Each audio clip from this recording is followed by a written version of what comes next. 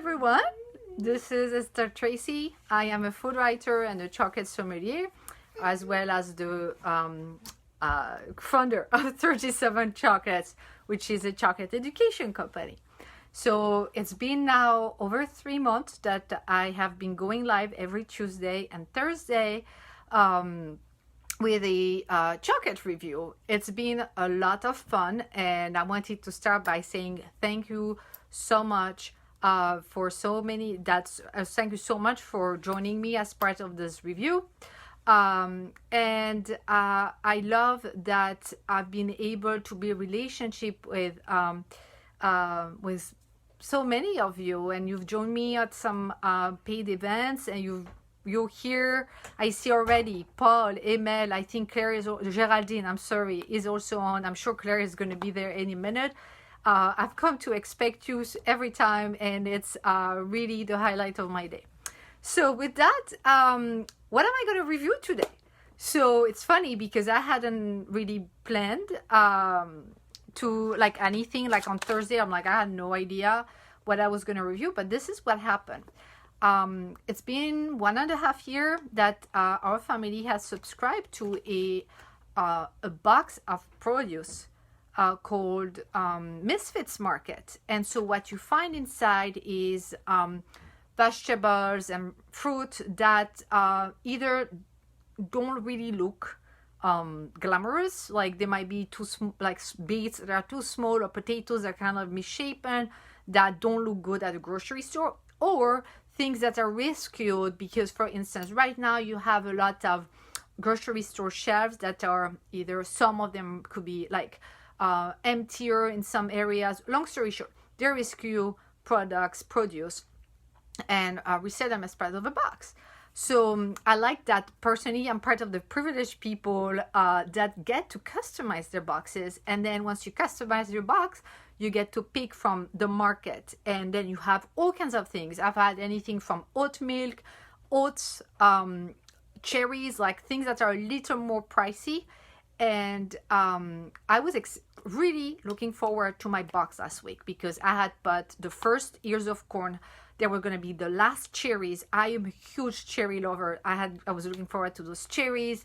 There were just so many things I put in that box. And then the box came, and the box came, and that was a mine. And instead I had literally 4 bunches of kale, which my family really doesn't care about kale. 4 bunches of kale. There's some I mean, there were some blueberries. I was happy about that. And this was a surprise. I got to have 2 chocolate bars in there. So those bars, I was actually excited to find them. So I actually got reimbursed for the add-ons that I had ordered that I never got, and then I got 50% off my next box, and I got those bars. So let me tell you a bit about those bars. So I was actually happily surprised because these are, I would say, new-ish to the Taza lineup. Emel says, wow, chocolate, it's like the universe wanted me to review those. So Taza chocolate, let me tell you, Taza chocolate, you may know of them. That's probably the first bean to bar craft chocolate bars or discs that I ever knew. What's really special about them is that, so it's a company based in the Boston area. I think they're Somerville, Massachusetts. So it's in the Boston area, and you see that logo. That's actually a granite mill that was made in Mexico. So it's chocolate made in the Oaxacan style. So I've been taught how to pronounce that right. And for those of you who are accustomed to a chocolate from Europe, and Millstone, thank you so much, Paul. This is why I like having you around. Like, you actually get to set the record straight. So it's a granite Millstone. Thank you so much, Paul. So those discs have a very gritty texture. I mean, if you are used to like nice, smooth and creamy, like if your thing is like Dick Taylor chocolate or Soma or whatever, or Castronovo, you get to Taza, it's a culture shock. I mean, so the Claire says perfect pronunciation. I practiced. Anyway, yeah, it's the discs are very gritty, and then those bars usually tend to be a little less. Like it's not because you use that millstone that you get that texture. It's if you don't grind it that much, this is what's gonna happen. I mean, that works for your food processor, right? So in the I won't say it was in the fall because I wrote a story about 4 chocolate makers in the US for Eating Well magazine in January. So I researched Taza. Taza was one of the 4 I featured, and when I was going back and forth with the staff by email, they were telling me this was new to their lineup. So that must have been September. And what's cool about them, so it's that they are paleo diet friendly chocolate bars. And so you see it says vegan and dairy free, and also no cane sugar. And they say, the one thing that I think is kind of funny is that they say almond milk, but it's almond flour. I mean, you know what I mean? So I get what they're trying to do, but it's not like they're adding like the almond milk or, you know, whatever. It's eventually is the same thing. Anyhow, sample, I wanted sample, please. That's entitlement, you know. Anyway, so we're gonna. I wanted to start with the classic bar. So, and instead of sugar, they're using coconut sugar. Let's see. So this one is the almond milk classic. And so let me take a look at the ingredients and let me. Okay, so organic coconut sugar, cocoa butter. Whoop. Hold on, I can't, it's kind of hard. Okay, cocoa beans, bleached almond flour, sunflower lecithin, and sea salt. Excuse me. Can you ask me how it yes, also it's funny because the first ingredient is sugar, so I wonder how sweet it's gonna taste. Well, that's the thing. I am not seeing a cocoa percentage. Actually, I find it quite fascinating. So I wonder if this is kind of a milk chocolate, if that makes sense. But I find it so oh, sorry. I'm okay. I'm not sick. I just have something in my throat. Oof.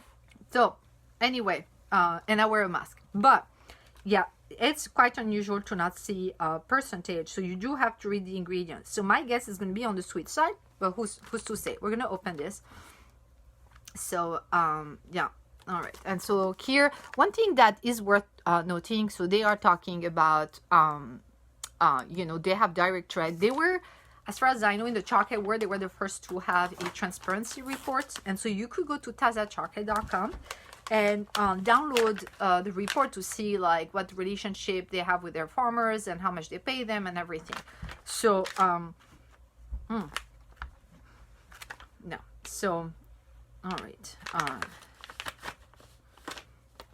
It does look like clear in color. It definitely looks like a milk chocolate. The smell smells like, it's funny because it smells almost like hazelnut. It smells a lot like that. You know, when I open like a milder version of when I open the Dictator hazelnut, it smells like that. It smells yummy. I want to eat what you all said right, hold on. Yummy. There you go. You have two rectangles. So, all right. So you see, this is definitely not that gritty texture from the disc. Okay. What do you think? This is great. I think so. This is definitely in the milk chocolate category. This is very snackable. Oh my gosh. You can almost just you know, like melt it. You can really taste all the flavors and its sweetness. So you like it? Oh yeah. This is really yummy. It's very praline for the French people among you and Paul, the European. But you know, when I say praline, I don't mean like New Orleans praline, but like what we call like the sugar hazelnut thing paste. It has that texture. I think this is lovely. Me too. Yeah, I'm liking this. It tastes like paradise. Smells like paradise. It tastes like paradise. So, yeah, it's vegan, organic, paleo friendly. I feel like paleo diet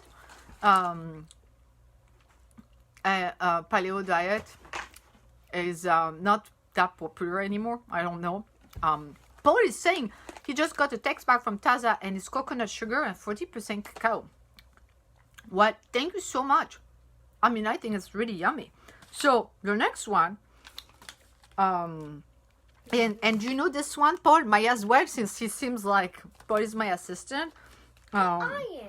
No. Oh yeah. You are my assistant. But like Paul, he's getting in touch with the chocolate company right now with his phone. You don't have a phone. This one, equally excited. So crunchy. I love crunchy my chocolate.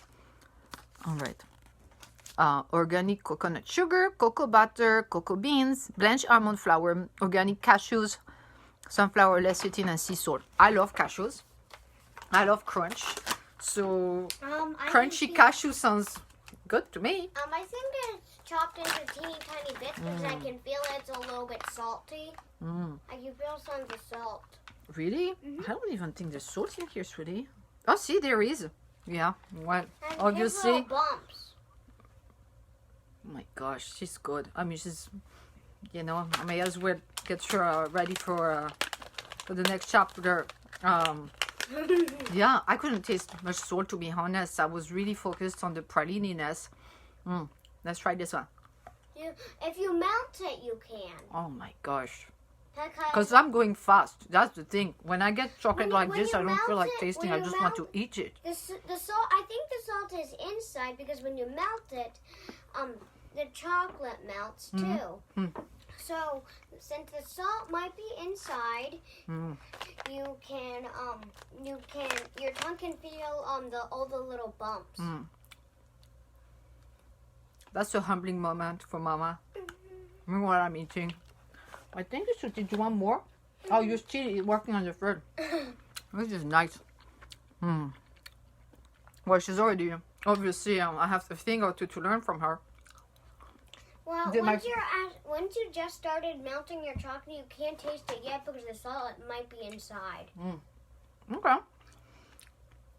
Well, this one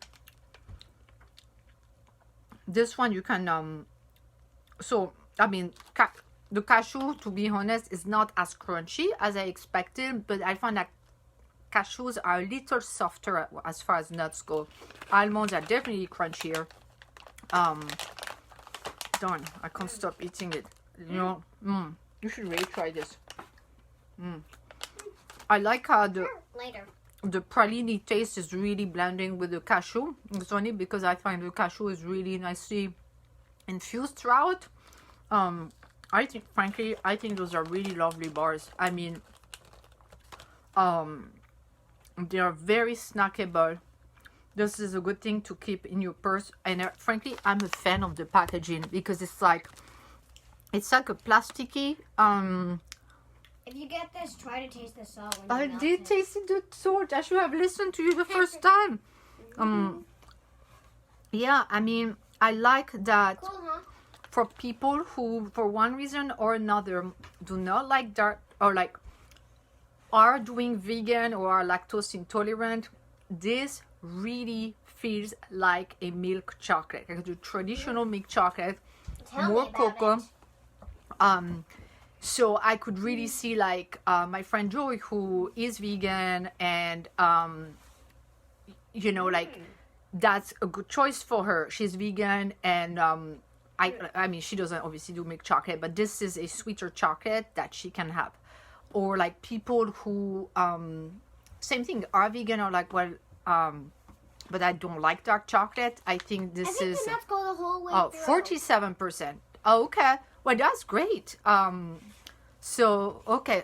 So anyway, but I can think of so many different people that would be happy to find that. And the price point of this bar is definitely lower than what I featured. Usually I feature bar in the 10 to 12 dollar per bar margin.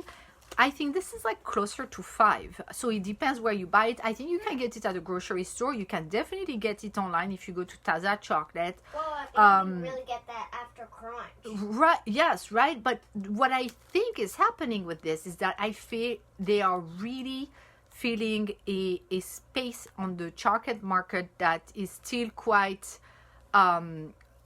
unoccupied. And by that I mean, yes, you can find, if you go to craft chocolate, very small chocolate maker, like things like Map Chocolate in Oregon does so many amazing things with like oat milk bars, things that are a little sweeter, but her, like, she's not, you can't find those chocolates at the grocery store or anything like that.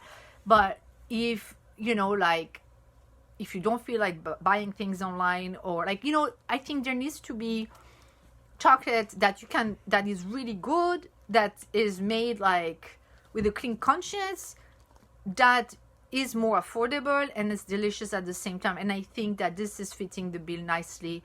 I mean, milk, like milky chocolate, vegan, not at the grocery store. So I think these are great. Taza chocolate. I mean, I could really see finishing this in less time than I want to admit. Do you want more?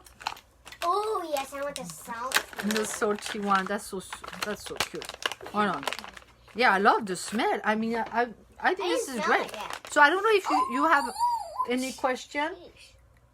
My nose. I don't know if you have any question. No, my chocolate. Be open. Yeah, TazaChocolate.com. I never know how to finish those videos. I'm always like waiting. Should I stay? Should I go? What if somebody comes in? It's easy to get sucked in a spiral of You think I can end it? insecure thoughts when you do those lives. Yeah, so let me know if you try it, if you feel like trying. Now you go. So I don't know what I'm going to review on Thursday. Oh, no, I may do that beer chocolate. So let's see, unless somebody just sends me magically another bar. But all right, I'm gonna. Oh, now I taste the salt. So thank you for watching, and I'll see you on Thursday. Come on, I have to do the ending. What are you gonna do about the ending? Taste the salt in the chocolate, but don't eat it too fast because then you won't taste the salt. Salt is very small, so don't chop it, melt it, and then your tongue can feel the little bumps, and that means there's salt. Okay. But sometimes when it's so good, I don't feel like slowing down. Does that happen to you? I always melt. Obviously, I have some work to do. All right, everyone. See you very soon. See you on Thursday. Stay safe. Wear your mask and be happy. Bye.